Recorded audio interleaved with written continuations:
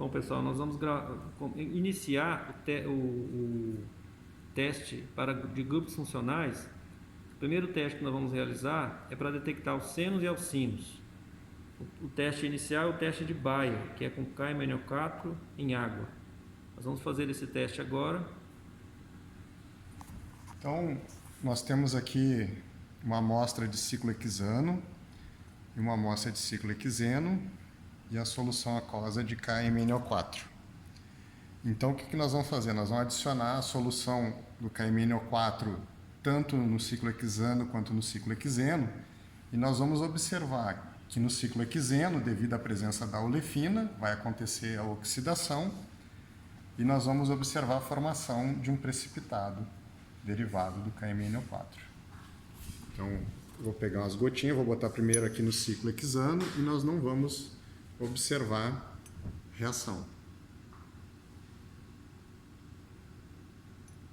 Então, a gente pode ver que não houve a reação e nós continuamos com o KMNO4 em solução aquosa. Entretanto, quando a gente utiliza o ciclohexeno, que tem uma ligação C dupla C, no momento que a gente adicionar o reagente, vou dar uma agitada, nós começamos a observar a formação de MnO2 como precipitado. Então vejam que nós já estamos formando um precipitado. Aí nós já formamos um precipitado que é o derivado da reação do alceno com o ânion MnO4 do KMNO4. Então vejo aqui, digitando mais, agora nós só temos o precipitado, é uma reação quase imediata. Podemos observar aqui então à minha esquerda, esse aqui com coloração lilás, que não houve reação com KMNO4, enquanto o derivado do ciclohexeno, a gente tem claramente um precipitado de MnO2. O segundo teste para alcenos que nós vamos realizar é o teste com bromo. É uma solução de bromo em tetracloreto de carbono, conforme o T2 aqui do nosso roteiro experimental, onde nós vamos observar a descoloração caso a amostra seja um alceno. Então temos aqui a amostra de ciclohexano, no qual eu vou adicionar o reagente, o bromo molecular.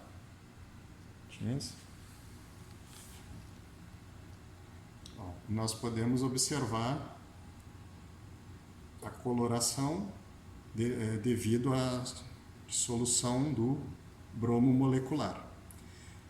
Quando nós fazemos o mesmo experimento com o ciclohexeno, agora na presença de uma olefina, uma ligação C dupla C, quando nós adicionamos o reagente, o bromo molecular, nós observamos imediatamente a descoloração do mesmo. Vejam, estou adicionando uma quantidade significativa que imediatamente descolora.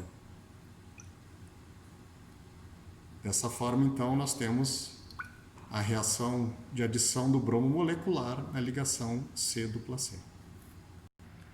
A gente pode ver aqui na minha mão esquerda, então, uma solução de coloração intensa devido à presença do bromo molecular que não reagiu. E à direita, aqui à direita, o derivado da reação do bromo molecular com ciclohexano. Então, imediatamente o bromo é consumido e a gente não tem mais a coloração na solução. Então, estes foram os dois testes realizados até agora com alcanos e alcenos. Então, o próximo teste a ser realizado é o teste 4, iodeto de sódio em acetona. Isso é um teste para halogenetos de alquila, onde nós vamos diferenciar halogenetos primários, secundários e terciários. Então a gente tem aqui uma solução de NaI em acetona, 15%, e eu vou adicionar clorobutano, que é um derivado de um halogeneto primário. Eu vou colocar algumas gotas. E o que a gente deve observar? A gente deve observar a precipitação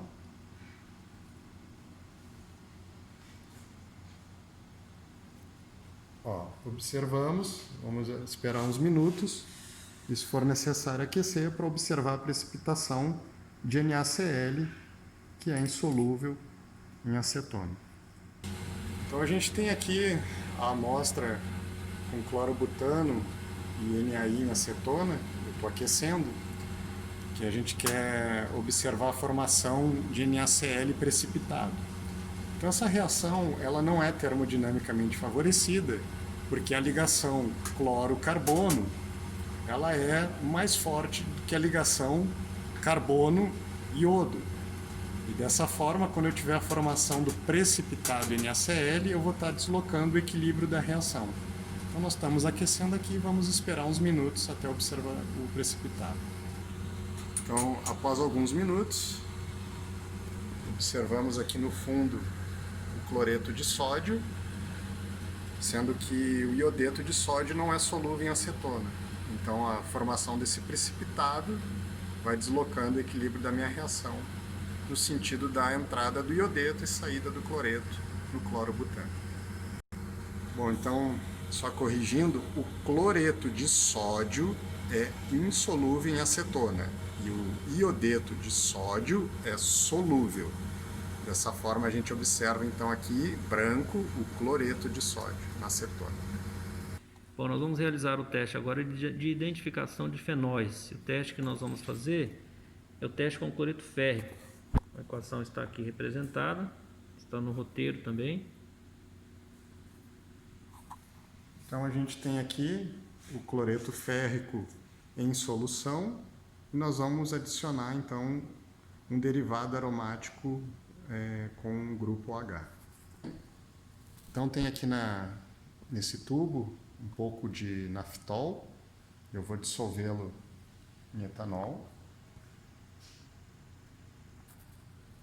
Então estou dissolvendo aqui o naftol em etanol.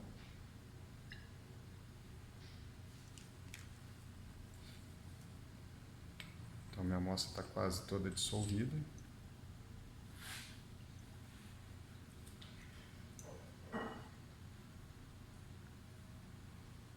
Agora que está dissolvida, eu vou adicionar a minha solução de cloreto férrico.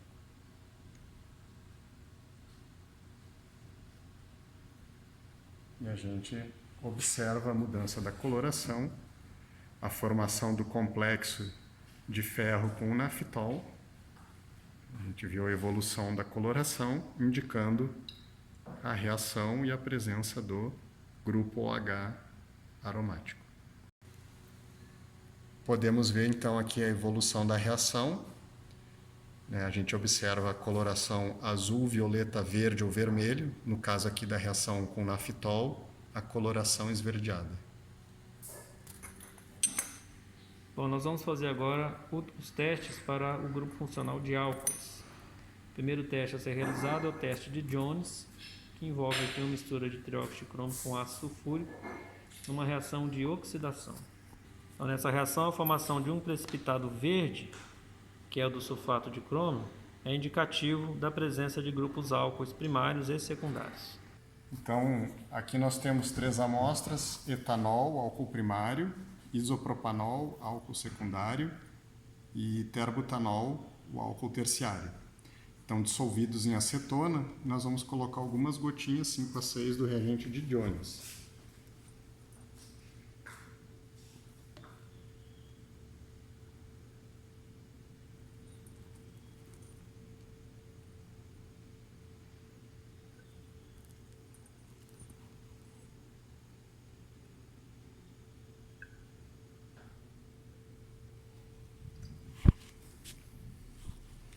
Então a gente pode observar que a oxidação no álcool primário e no álcool secundário, mas o álcool terciário nós não observamos a reação.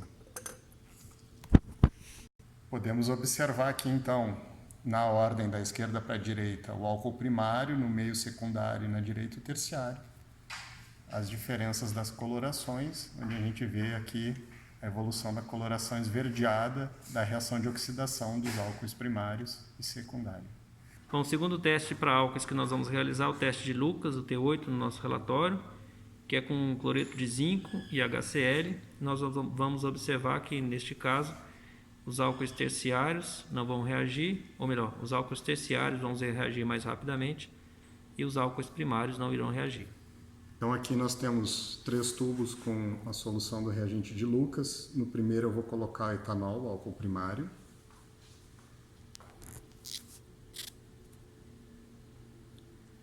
Vamos esperar. No segundo eu vou colocar o isopropanol, o álcool secundário.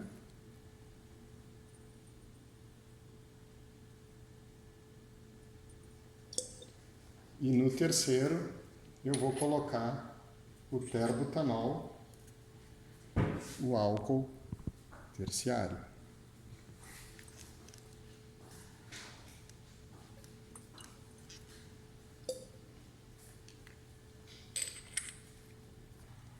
Então a gente pode observar a turvação do álcool terciário, que é a reação. À minha esquerda aqui, o primário não vai reagir e o secundário demora muito para reagir. Então o que nós vamos fazer agora? Nós vamos observar apenas de forma rápida a formação do derivado do álcool terciário. Então aqui na reação do teste de Lucas do álcool terciário, eu adicionei nitrato de prata no final e vocês podem ver que é a formação de um precipitado, indicando então a formação do cloreto de terbutila. Bom, o próximo teste que nós vamos realizar é para identificação de aldeídos e cetonas. Teste 9, que é o teste com a 2,4 de nitrofenilhidrazina, onde serão formados compostos chamados 2,4 de nitrofenilhidrazonas, que são sólidos.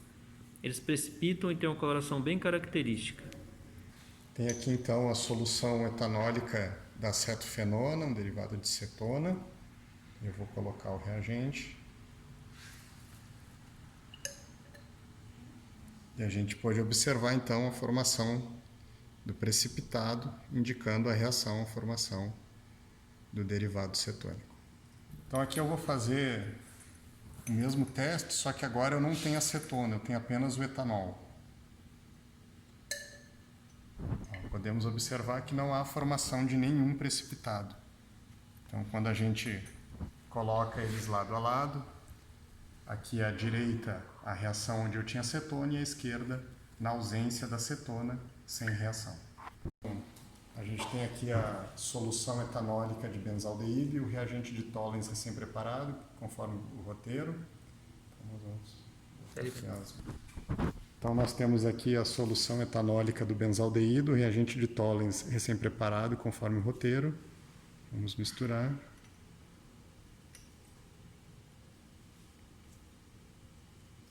E se precisar, agora nós vamos para o aquecimento para ver a formação do espelho de prata. Aqui então nós temos o espelho de prata após o aquecimento. Vemos aqui então o indicativo do aldeído. Então a gente tem esses testes diferentes para diferenciação entre acetonas, cetonas e aldeídos. Bom, um outro teste que é exclusivo também para aldeídos, ou seja, vai diferenciar o aldeído de cetona, é o teste de Purpald. O reagente de Purpald é esse reagente aqui à esquerda. Quando reage com aldeídos, vai formar um complexo, um produto, que é altamente conjugado e tem uma coloração geralmente púrpura. Então aqui a gente tem a solução em hidróxido de sódio do Purpald. Eu vou botar o benzaldeído.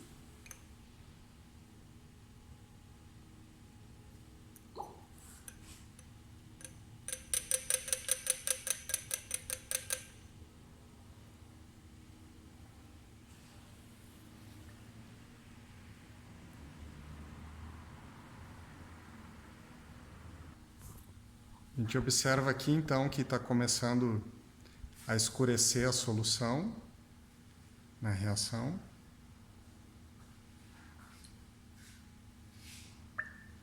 Vemos claramente a evolução para a cor púrpura, indicando que o teste foi positivo.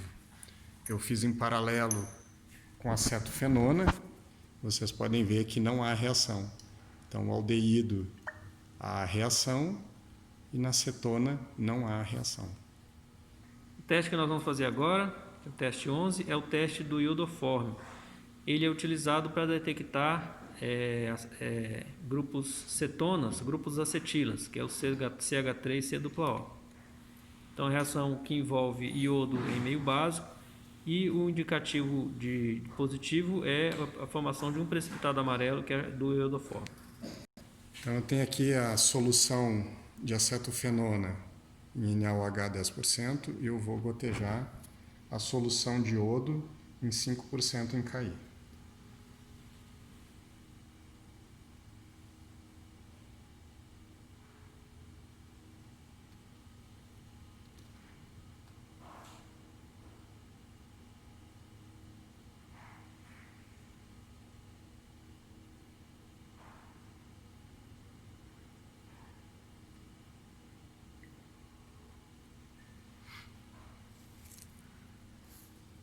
Vou adicionar mais aqui o teste até a persistência da coloração característica do iodo.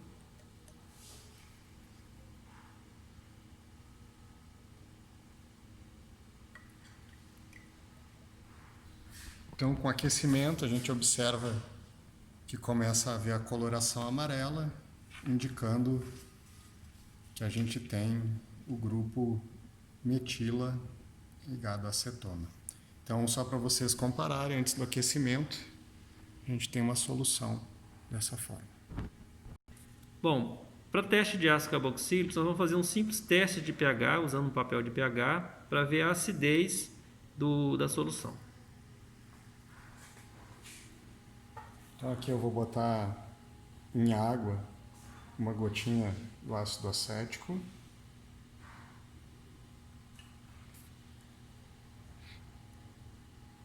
E agora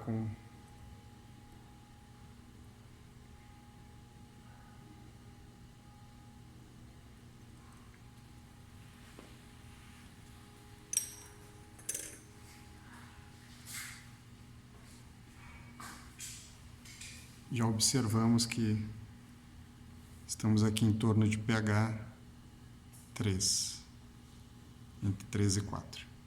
Um outro teste também característico para ácidos carboxílicos e aminas também, que nós vamos fazer depois, é o teste com o indicador universal de Amada, onde soluções, colorações de rosa, alaranjado ou vermelho indica a substância de caráter ácido. Eu vou colocar aqui 1 ml de água aproximadamente. Vamos preparar a solução. Adicionar 5 gotas da solução de Amada.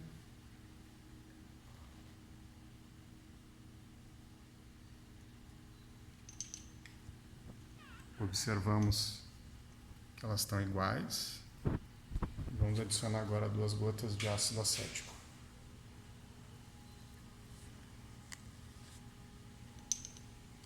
Então a gente pode observar a formação da coloração alaranjada no tubo à esquerda, indicando a presença do ácido carboxílico.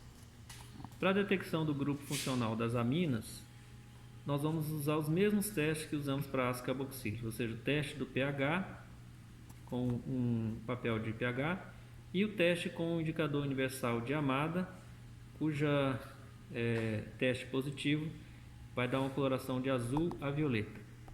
Então tem aqui 1 ml de água, vou colocar uma gota da tretilamina.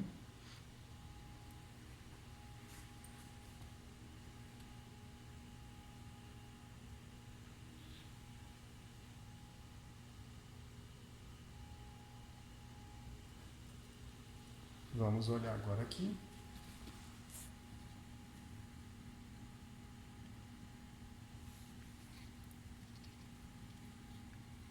Podemos observar aqui o pH em torno de entre 8 e 9. Tem ao invés de ser um ciclo de sangue. Então temos aqui as soluções aquosa com reagente de Amada. Eu vou adicionar uma gotinha de tretilamina, 2 gotinhas.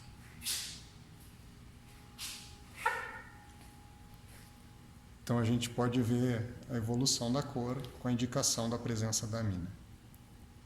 Bom, aqui nós estamos agora dentro de uma capela, né, de realização de gases, aqui do laboratório. Nós vamos fazer o teste da chama. Esse teste na verdade, o teste de combustão, que ele vai servir para diferenciar aqui hidrocarbonetos aromáticos de não aromáticos. Em um desses vidros relógios nós temos um pouquinho de hexano, aqui, para ver a quantidade de hexano que tem aqui. Agora nós vamos tocar fogo nele, vamos ver o que vai acontecer. Então observem aqui a chama, é um líquido inflamável, como vocês estão vendo. Então vocês vão ver aqui, tem uma pequena, muito pouca, estão vendo a informação de fuligem ou quase nenhuma. Típico de queima de hidrocarboneto aromático, que é uma queima mais completa. Desculpa, de hidrocarboneto alifático, para não haver confusão. Agora nós vamos fazer a mesma coisa com o tolueno, tem um pouquinho de tolueno aqui. Aí está, o líquido também incolor, que é o hidrocarboneto aromático, vocês vão ver a diferença quando ele queima. Aí. Aqui dá para ver claramente, aqui é que tinha muito pouco, vamos colocar mais, né?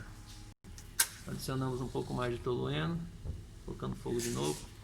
Dá para ver bastante formação de fuligem, devido à combustão incompleta do hidrocarboneto que é aromático. Bastante fuligem se formando, tá aí, espalhando por toda a capela. Então dá para diferenciar bem entre hidrocarbonetos aromáticos e hidrocarbonetos alifáticos. Ligando aqui a capela, aí está. Veja como ficou o vidro de relógio, bastante preto. Dessa forma então nós conseguimos fazer a separação entre carbonetos aromáticos e hidrocarbonetos alifáticos. Bom, o teste que nós vamos fazer agora é o teste da chama, que é o teste de Beilstein. Temos ali um tubo de cobre que nós estamos aquecendo para tirar possíveis óxidos que se formam na superfície do cobre. Agora mergulhando a solução em diclorometano, que é um hidrocarboneto clorado. E agora nós vamos observar a coloração da chama que vai acontecer.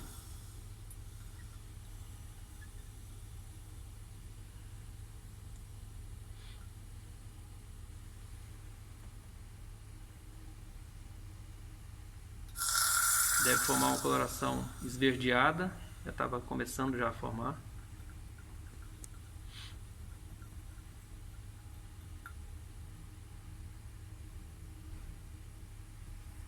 Bom, nós trocamos agora o fio de cobre, aquele fio de cobre estava muito grosso, pegamos um fio de cobre mais fino e vamos observar agora, abaixamos também um pouco a chama que estava meio amarelada, e vamos observar agora a formação de uma chama esverdeada.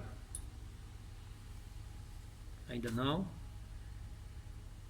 Começando, aí. Exatamente.